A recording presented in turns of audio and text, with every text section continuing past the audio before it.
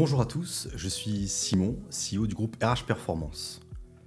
Chers auditeurs, vous avez l'habitude d'entendre la voix d'Hervé Van Rijn interviewer chaque mois des entrepreneurs au sujet de leur première fois. Mais aujourd'hui c'est un jour spécial, puisqu'à l'occasion des 20 ans de RH Performance, nous inversons les rôles. Et c'est une surprise totale pour Hervé qui s'attendait recevoir un invité. Nous allons découvrir ensemble ses premières fois entrepreneuriales et avec lui, parcourir l'aventure RH Performance depuis sa création jusqu'à aujourd'hui. Hervé, avant de rentrer sur tes premières fois entrepreneuriales, est-ce que tu as quelque chose à ajouter? Eh bien, écoute, je dois confirmer que c'est une surprise, puisque je m'attendais effectivement à recevoir l'un de nos invités, et j'espère et j'imagine qu'il fera partie des prochains invités. Et puis, je te vois arriver et surpris. Qu'est-ce que tu fais là? Et là, eh bien, écoute, je viens t'interviewer. Donc, ravi. Belle surprise, bravo. Ravi également. Ouais. Tu connais la règle, il y a des jokers Ouais. qui te permettent de passer ou pas une question. Est-ce que tu souhaites ou pas utiliser cette option du joker? Écoute, je suis légèrement plus âgé que toi, et j'ai souvent le souvenir d'une émission qui s'appelait Le Moment de vérité avec Coluche.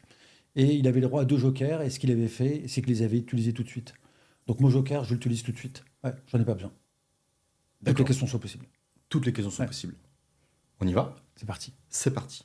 Si tu devais nous parler de la première personne, celle qui t'a donné envie de te lancer dans l'entrepreneuriat, ce serait qui et qu'est-ce qu'elle représente pour toi?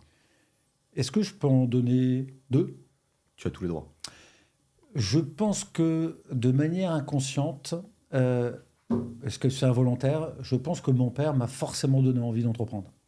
Il a créé sa société à, je pense, 40-45 ans, dans un contexte assez difficile, parce qu'à l'époque, l'entrepreneuriat était complexe. Il a emprunté de l'argent auprès de la famille, auprès d'entrepreneurs, etc. La maison a été mise en hypothèque pour créer une entreprise de textile. Donc j'ai forcément été influencé directement. Il ne m'a pas dit demain tu seras entrepreneur, parce que j'avais cette liberté. Donc je pense que ça m'a vraiment donné envie. Et pour la petite histoire, j'avais très envie de me lancer. Et peut-être que celui qui m'a donné un coup de main, un déclic, c'est un patron de bar qui, un jour, m'a proposé de boire un verre avec lui. Donc, il est passé de l'autre côté du bar et il m'a expliqué tout ce qu'il avait créé en dehors de son bar.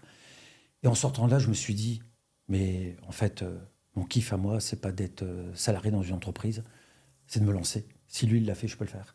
Donc, c'est marrant, c'est une rencontre, un patron de bar que je connaissais qui m'a donné ce déclic, qui m'a donné cette prise de conscience et qui a donné envie. D'accord. Ouais.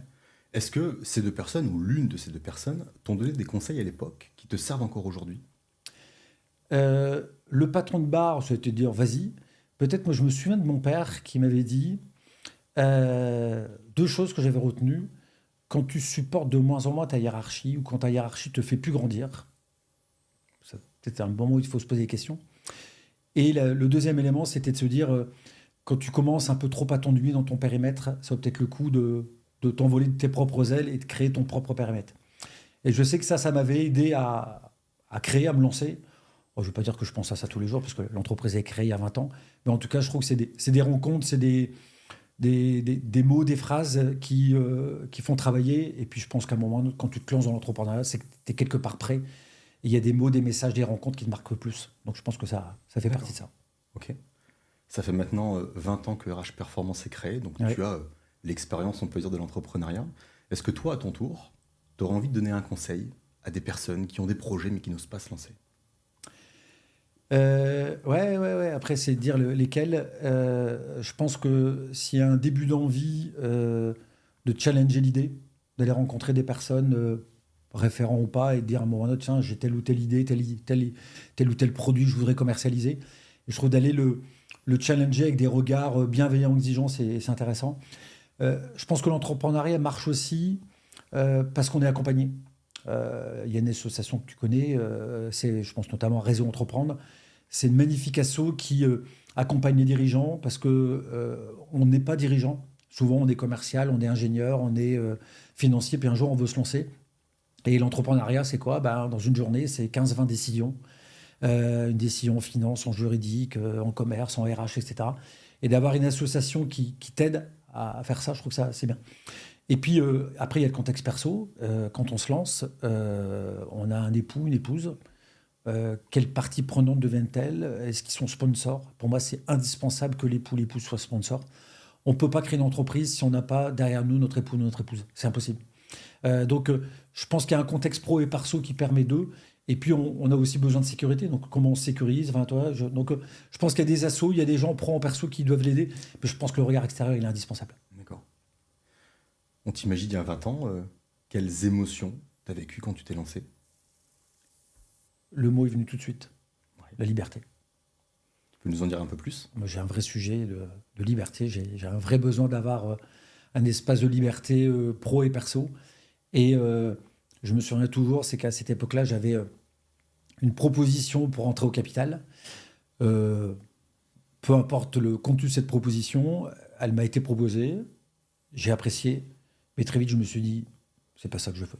J'ai pas envie d'être un associé minoritaire d'une boîte assez importante. Ce que j'avais envie, c'est de voler de mes propres ailes. Et quand le lendemain, je suis revenu pour dire à ce dirigeant, je te remercie pour ta proposition, je la refuse. Et ma décision est ferme et irrévocable. J'avais volontairement utilisé ces mots-là pour qu'il n'y ait pas de discussion possible. Donc il a accusé le coup, il n'a pas apprécié sur le coup, même si on s'en est parlé par la suite. Et quand le soir je suis reparti, donc j'ai laissé ma voiture de fonction, j'ai laissé mes clés, etc. J'ai un ami qui est venu me chercher et j'avais un mix un peu de sensations un peu bizarres, mais surtout je me disais, je viens de prendre ma liberté. Je deviens acteur de ma réussite professionnelle, c'est un mot que j'aime bien, notamment chez RH Performance, et de me dire, ça y est, je suis libre. Maintenant, à moi de tout créer, et c'est parti, et quel kiff. Quel kiff. Et ça, cette étape-là, je trouve, dans l'entrepreneuriat, c'est assez fabuleux. C'est se dire, à un moment ou à un autre, c'est le saut à l'élastique. Il y a comme un petit bout d'élastique, mais on se lance. Et ça, c'est chouette. Sensation assez fabuleuse. Ouais. Tu nous as évoqué l'importance des proches dans ces projets-là. Ouais. Est-ce que tu connais, eux, l'émotion, les émotions qu'ils ont ressenties quand tu leur as dit ça y est, je me lance? C'est marrant que tu me poses la question parce que ma chère et tendre, avec qui je suis marié depuis 99, donc on est à nos 26 ans de mariage, on en a reparlé il n'y a pas longtemps. Et quand je lui ai annoncé que j'allais créer la société, elle sentait qu'il y avait une envie, que la décision était prise, c'était un besoin. Donc, et puis en tout cas, c'est pas dans son modèle de s'opposer à un besoin aussi fort, et encore plus de son époux. Ça avait suscité chez elle, première action, de la crainte. Parce que c'était se dire, je quittais un modèle sécurisé, un salaire, une voiture de fonction, des jours de congé, pas de peur de se dire, est-ce que le mois prochain je serai payé, parce qu'il n'y a pas de souci. Et puis en plus, c'est pas une reprise, c'est un démarrage from scratch. Donc la coquille est vide, il faut tout créer. Donc ça a été un moment de stress, et très vite, elle s'est dit, il est tellement déterminé, il a tellement confiance en lui, alors sûr de lui, j'ai beaucoup de confiance en moi, mais en même temps, j'aime bien me rassurer à certains moments. Mais en tout cas, ça générait du stress, et après, très vite, elle s'est dit, de toute façon, si c'est son truc, on y va. Et très vite, elle s'est dit, tiens, comment je vais pouvoir l'aider? Ce qui l'avait un petit peu gêné, c'était de se dire, tiens, s'il crée une boîte dans le Nord, on est un peu coincé dans le Nord pendant un bon bout de temps. Les femmes ont souvent raison sur ce coup-là, ça fait 20 ans. Merci. Ça fait maintenant 20 ans que RH Performance propose des solutions de recrutement, de formation et depuis d'autres choses. Est-ce que tu peux nous parler de ton premier client? C'était qui et comment ça s'est passé? Je vais te poser la question. Est-ce que tu peux imaginer qui a pu être notre premier client? Personnellement, je ne l'imagine pas. Notre ancien employeur. C'est-à-dire que quand on a quitté l'entreprise, on était deux. On s'est quitté en bon terme, parce que je pense que c'est toujours important de se quitter en bon terme, sauf si vraiment c'est pas possible. Je pense que c'est un enjeu personnellement, et chez RH Performance, on fait toujours tout pour se quitter intelligemment en bon terme. Et notre ancien employeur, on est parti, il était triste, il a pu être déçu. Mais une fois l'émotion reposée, il nous avait dit, est-ce qu'on peut imaginer de travailler ensemble? On lui a dit, oui, parce que nous, on aura besoin de faire du chiffre. Et notre premier client, et moi, je me souviens encore avoir fait le chèque, d'avoir reçu le chèque, en se disant, ça y est, c'est notre première, dans cette thématique de la première fois, notre premier règlement où là, tu dis, ça y est, on existe. Je veux dire qu'une entreprise existe par son chiffre d'affaires, mais à un moment donné, si elle ne fait pas de chiffre d'affaires, elle ne peut pas essayer. Elle peut pas exister. Donc, le premier client, c'était notre ancien employeur. Et je peux parler très vite du deuxième. C'est malheureusement une entreprise qui a disparu. Ça a été Cameo, qui a été l'un des premiers clients, et pendant de nombreuses années, qui représentait même une part très importante de notre chiffre d'affaires. D'accord. Donc oui, on s'en souvient. Dans Merci. cette thématique, ma première fois. Pour développer l'entreprise, toi, les associés, les collaborateurs, il y a forcément des choix qui doivent être faits et des risques. Quel a été le pari le plus risqué que tu as pu prendre en ces 20 ans? Est-ce que j'ai pris des paris risqués? C'est une bonne question. C'est une bonne question. Peut-être que le pari le plus risqué que j'ai fait, ça a été de m'autoriser, avec l'accord de mon associé de l'époque, Thierry, de partir faire un tour du monde. Je pense que c'était un désir profond que j'avais depuis de nombreuses années, que j'ai encore un petit peu, mais il est un peu assouvi. Et ça a été de se dire à un moment ou à un autre, l'un des associés part, et en plus, moi, j'étais l'associé qui manageait les équipes. C'est à la fois un rêve de dingue qui a été réalisé, et en même temps, c'était un vrai risque de l'entreprise. D'ailleurs, j'ai dû rentrer un peu plus tôt, parce que il y avait besoin de remettre un peu de structure. Donc, je remercie Thierry de m'avoir laissé réaliser mon rêve, mais je pense que c'était, a posteriori, un risque important pour l'entreprise. Ouais, très clairement. Et quelles leçons finalement tu en tires de ce pari? Qu'est-ce que j'en tire? Égoïstement, j'ai vécu un moment juste incroyable et fondateur. Euh, je m'étais, entre guillemets, aussi, c'est pas autorisé, mais j'avais pris l'engagement vis-à-vis de Thierry l'entreprise que si l'entreprise en avait besoin, j'entrerai plus tôt. Donc c'est dire, prendre un risque, c'est une chose, mais il faut savoir intégrer, effectivement, se dire quelles options je suis prêt à mettre en place, qu'est-ce que je suis prêt à faire pour permettre d'eux. Donc oui, je pense qu'il faut pas penser qu'à soi, même si ça valait le coup. La vie d'un entrepreneur ou d'une entreprise, il y a des choses qui marchent bien, puis il y a des choses qui Ouais. marchent moins bien. Si tu devais nous parler d'un échec, soit pour toi, soit pour l'entreprise, une difficulté, ce serait lequel? Ouais. Alors, je ne vais pas te parler d'échecs, même si j'en ai parlé il y a 2 jours avec l'un de mes clients. Euh, Pourquoi je ne parle pas d'échecs? C'est que les moments où il y a pu avoir un échec, euh, on a su prendre, ou j'ai su réagir pour que ça ne devienne pas un échec, que ça soit plutôt une situation apprenante. Euh, j'ai connu une période difficile suite à une mauvaise association dans laquelle j'ai complètement ma part de responsabilité. Et peut-être que l'échec et la mauvaise association qui a déclenché pendant plusieurs mois des situations turbulentes. Une entreprise qui a été en difficulté, moment dans lequel je pense avoir assumé mon rôle d'entrepreneur. On a vendu les bagnoles, on a pris tout l'argent qu'on avait de côté pour sauver l'entreprise. Et l'entreprise a été sauvée. Et je pense que ça fait partie de l'ADN RH Performance de dire, comme dans un couple, dans une histoire d'équipe, on a connu un moment difficile. Et ceux qui étaient là à ce moment-là, ben, on s'est serré les coudes, on a réussi à sauver.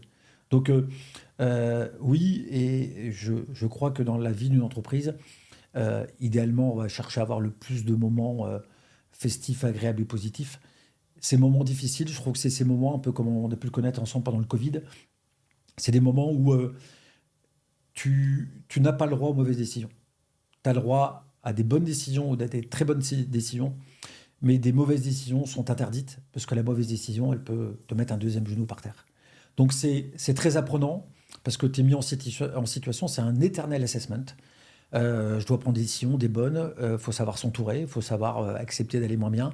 Et en même temps, c'est d'une richesse incroyable. Après, c'est épuisant, comme par hasard, quelques mois plus tard, tu as des douleurs un peu partout, etc. Voilà. Et je trouve que tu te rends compte, si tu es entrepreneur ou dirigeant d'entreprise, dans ces situations. Quand il y a de la tempête, quand il y a des décisions minutes à prendre, des décisions stratégiques, c'est à ce moment-là où tu te dis, suis-je fait ou pas? Avant ça, tu peux te poser la question. Après ça, si tu en es sorti, tu dis, bah tiens, je pense avoir quelques compétences. C'est dans l'adversité souvent qu'on voit effectivement ce qu'on a dans le ventre et ce qu'on est capable de faire. Donc je comprends à travers ça l'importance d'une association réussie. Si tu devais nous donner une recette, comment on choisit un associé? Comment on s'associe correctement avec la bonne personne? Je vais faire un référentiel que tu n'as peut-être pas connu, Simon, parce que tu es légèrement plus jeune que moi. C'est que pendant un moment, je m'amusais à me comparer. J'étais un peu le Eddie Barclay de l'association. Alors pourquoi Eddie Barclay? Eddie Barclay, je crois, a eu 7 ou 8 femmes différentes. Pourquoi je dis ça? Parce que j'ai eu, je pense, 3 ou 4 associations qui ont duré 5 ans, 2 ans, 2 ans. Euh, et j'ai appris de mes erreurs, qui est de dire, je pense qu'une association, il y a rien de facile. Mais je pense que l'enjeu, c'est que, certes, certes, il y a des partages de valeurs, il y a des partages d'alignement, il y a des partages de vision commune. Et je crois aussi que c'est important que chacun puisse avoir son périmètre, chacun sa zone de prédilection, son terrain de jeu, qu'on peut partager. Mais au-delà de ça, moi, je vais faire un parallèle entre l'association économique et l'association amoureuse. Alors, on est associés, je ne te regarde pas avec un regard amoureux, même si aujourd'hui c'est la Saint-Valentin, cœur avec les doigts. Je t'en remercie. Mais c'est dire, il y a des parallèles, c'est-à-dire que c'est deux personnes qui vont vivre ensemble, effectivement, des moments de business, des moments de développement, des moments de peur, des moments de joie, etc. Et c'est leur capacité à les traiter, mais à les vivre ensemble. Une association, c'est vivre ensemble avec des envies différentes à un moment donné. Donc je pense que l'enjeu d'une association, c'est sa capacité à grandir, à évoluer ensemble et à accepter l'autre avec sa manière de voir les choses, ses forces, ses faiblesses, etc. Donc je pense que c'est un vrai enjeu humain au service d'un projet global. Donc voilà. La recette, j'ai envie de dire, c'est à la fois c'est un mix écouter ses intuitions, se rassurer, ne pas se marier tout de suite. On n'est pas obligé de s'associer tout de suite. Il ne faut pas chercher un associé, même s'il y a une émission qui veut devenir mon associé. Il faut d'abord chercher une communion, il faut chercher des compétences, il faut chercher tout ça. Et puis quand ça marche bien, on peut mettre la bague. Ça vaut peut-être le coup de se fiancer avant. Ouais. Donc voilà. D'accord. Ouais. Tu évoquais un petit peu plus tôt la crise Covid qui a bousculé la planète entière et donc les entreprises. Je crois savoir que ce n'est pas la seule période difficile que tu as vécue et qu'Arrache Performance a vécue. Est-ce que tu peux nous en parler? Ta question, c'est tu ne veux pas que je parle du Covid ou... Je préfère que tu me cites une autre situation difficile que l'entreprise a connue. Est-ce qu'il y a une autre situation difficile Pour moi, les situations difficiles, ça a été les associations et les séparations. Parce que ça ne s'appelle pas autrement que des divorces. Tu penses à quelque chose en particulier? Je pensais plutôt à la crise Lehman Brothers, où je sais que l'entreprise a oui. eu des difficultés assez fortes. Comme quoi, on oublie. Et j'aimerais bien que tu nous en parles un petit peu. Ouais, Lehman Brothers, retour en arrière. Et effectivement, ce qui était marrant, c'est qu'à cette époque-là, j'étais allé aux États-Unis voir de la famille. Et 6 mois avant que ça n'arrive en France, j'avais comme projet d'acheter une société à Los Angeles. Donc imagine, j'ai ce rendez-vous avec ce Français que j'avais déjà vu 2 fois à San Francisco. Je le vois à LA, je passe par Beverly Hills à pied. Je dis, États-Unis, bon, super, Los Angeles. Et j'avais rendez-vous avec ce monsieur le midi. Et le matin, je vois sa directrice avec qui il était question que je m'associe. Et j'y discute avec elle. Et elle m'explique qu'ils avaient fait moins 60% depuis 6 mois. En recrutement notamment. Ça dévissait complètement.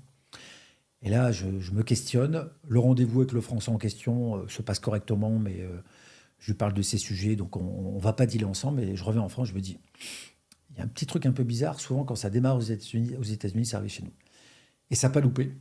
Quelques mois plus tard, c'est arrivé. Et ouais, c'est là aussi, je trouve, une expérience assez incroyable pour apprendre, puisque en quelques semaines, le recrutement à l'époque représentait 70% du chiffre d'affaires.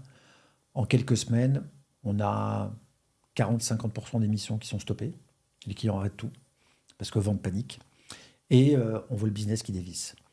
Et je dois avouer, j'étais quand même bien content que déjà à l'époque, nous ayons les métiers de formation, qu'on ait les métiers du coaching qui étaient déjà présents. Et on a eu effectivement une année bien chahutée. Mais pour autant, c'est aussi l'une des clés du succès dans les périodes de tempête.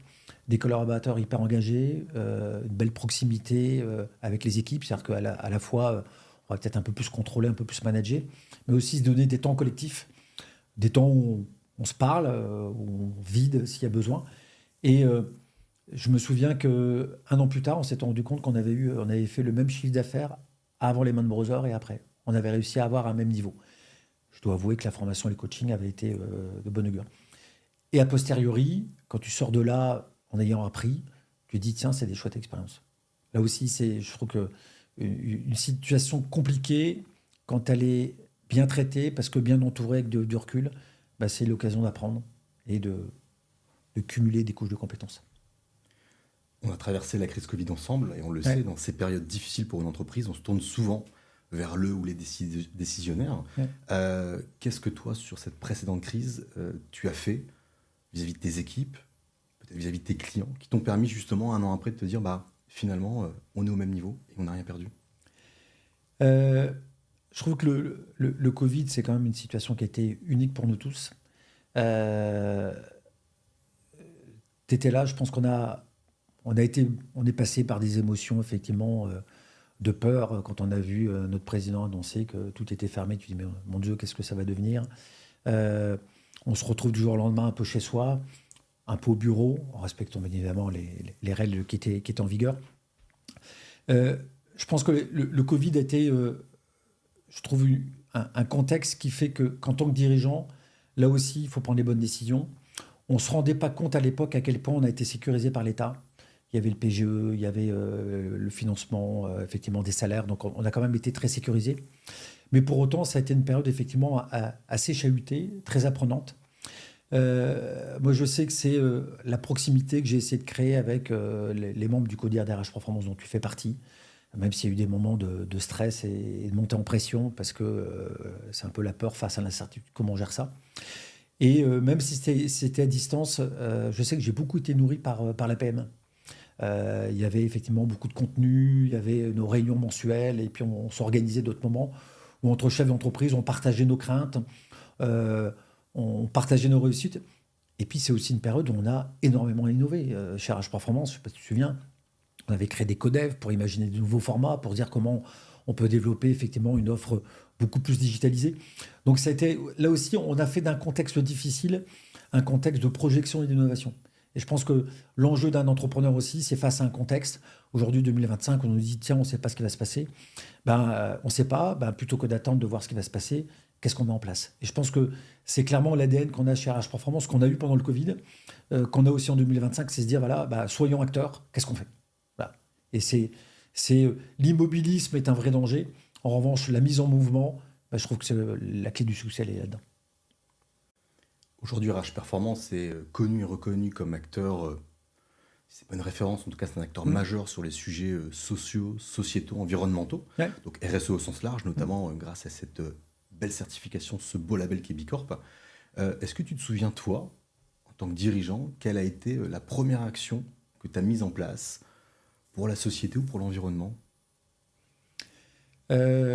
Écoute, je pense que dès le début, quand on a créé RH Performance, moi, je ne connaissais pas le mot mécénat de compétences, mais on avait beaucoup de plaisir à rencontrer des candidats en difficulté, des associations pour des jeunes, pour les aider à la réinsertion, du temps en mécénat de compétences pour des entrepreneurs, etc. Donc on a déjà donné beaucoup de temps.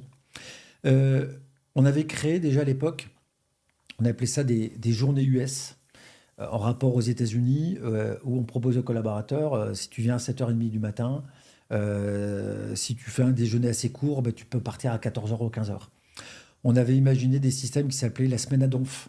La semaine à donf, c'est tu faisais 4 jours, on donnait des horaires, mais de 8h à 19h ou 20h, une fois par mois, tu peux prendre ta 5e journée, elle est gratuite. Enfin, elle est gratuite, elle est donnée. Donc on avait essayé d'imaginer, le télétravail existait déjà. On avait déjà imaginé tous ces systèmes pour se dire comment il peut y avoir un équilibre pro-perso, comment on peut donner du temps, on a toujours donné de l'argent aux assos. Donc j'ai envie de dire, ça a toujours fait partie de l'ADN de l'entreprise, sauf que ce n'était pas structuré au travers d'un label. Et on a toujours eu à cœur de se dire, l'entreprise est un lieu d'épanouissement, est un lieu qui doit faire sa part. J'aime bien cette notion du colibri, faire sa part. Donc ça a toujours fait partie de l'ADN.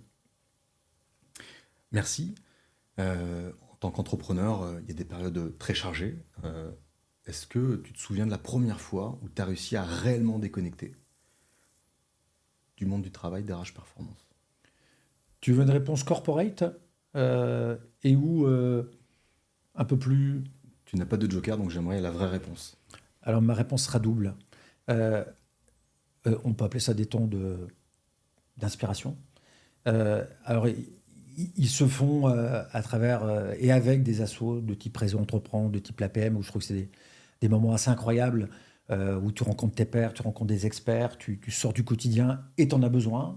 Tu en as besoin tout le temps et peut-être encore plus en certains moments de turbulence.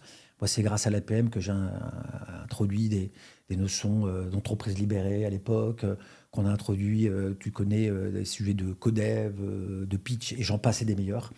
Donc, vraiment une source de prise de recul et une source de richesse et de contenu importante. Et puis, moi, j'aime bien de temps en temps, comme j'aime la vie, j'aime les amis. Écoute, un bon resto dans lequel tu te dis, je prends mon après-midi pour passer du bon temps avec les potes. Et je trouve que ça aussi, il faut s'autoriser. J'ai mis du temps à le faire. c'est déculpabiliser, s'autoriser en tant que dirigeant de dire cet après-midi, je vais passer du bon temps. Et je sais que j'ai mis du temps à m'autoriser à faire ça. Et je pense que c'est indispensable quand tu es dirigeant, entrepreneur, repreneur, de s'autoriser de temps en temps à se dire je rentre un peu plus tôt, je me prends un après-midi, j'y fais ce que je veux, mais un entrepreneur, c'est un sportif. Et il a besoin de temps pour lui, eh ben, il faut qu'il le prenne. Quelle question tu souhaiterais que je ne te pose pas? J'adore celle-là. Quelle question? Écoute, t'en as peut-être une, mais c'est pas la question que je ne souhaite que tu me poses pas, parce que je t'ai tout de suite rendu le joker. Donc, bien évidemment, une question sur l'intimité, ça sera un peu hors jeu. Est-ce qu'il y a une question, peut-être une question qui est de se dire si tu n'avais pas créé RH Performance, qu'est-ce que tu aurais pu créer comme société? Ça pourrait être celle-là? Ça peut être celle-là. En vrai, je suis ravi d'avoir créé cette entreprise, ce modèle, mais je pense que j'aurais pu faire autre chose. Parce que ma passion, elle est vraiment dans l'entrepreneuriat. De créer, de développer, de prendre des risques, de tenter, de grandir. Voilà, je trouve que ce qui est important, c'est de décider, c'est d'avancer. La mauvaise décision, c'est de rien faire. Donc, c'est pas une question qui dérange, mais je pense que j'aurais pu créer autre chose. Ouais. Et tu as une idée du secteur, de l'activité que tu aurais pu porter, à travers peut-être tes passions, tes inspirations actuelles ou passées? Écoute, comme j'adore le voyage, je pense que c'est quelque chose qui aurait pu clairement me botter. J'aime bien, il y a des métiers que j'admire, mais je pense que je ne suis pas fait pour ça. C'est l'hôtellerie et restauration, parce qu'il y a un peu trop de contraintes. Je pense que je suis intéressé par plein de choses, par beaucoup de choses. Ce qui est sûr, c'est que ça doit être un métier en lien avec les hommes et les femmes, des moments où tu peux faire grandir. Voilà. Mais j'ai pas un produit phare, mais un métier qui donne de l'ouverture. Et puis peut-être à l'étranger. Peut-être à l'étranger. J'ai une dernière question pour toi, Hervé. Ouais. Si on devait faire le bilan de ces 20 ans, Ouais. aujourd'hui, la chose dont tu es le plus fier?